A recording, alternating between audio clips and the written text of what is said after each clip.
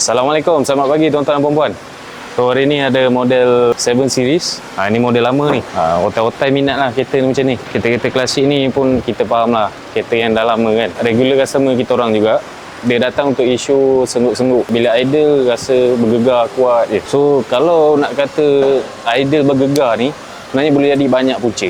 Boleh jadi dari selalunya kita akan fikir api ataupun minyak. Boleh jadi juga bahagian mounting. Mounting engine lah selalunya. Lepas technician kita check, Alhamdulillah punca dia cuma coil plug saja, benda basic lah.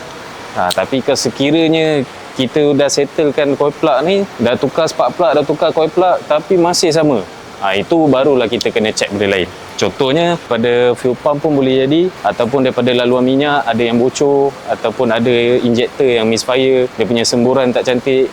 Itu pun boleh jadi salah satu faktor kalau idling kereta korang bergegar. So aku share sikit lah apa fungsi utama coil plug ni. Coil plug ni lah yang memberi api untuk pembakaran dalam enjin. Tuan-tuan dan puan-puan, kalau ada isu yang sama ataupun isu-isu benda yang tak normal daripada kereta tuan-tuan dan puan-puan, insyaAllah kami boleh selesaikan. Boleh hubungi kami di Tasmatic Automotive Seksyen 15 Shah Alam. Assalamualaikum.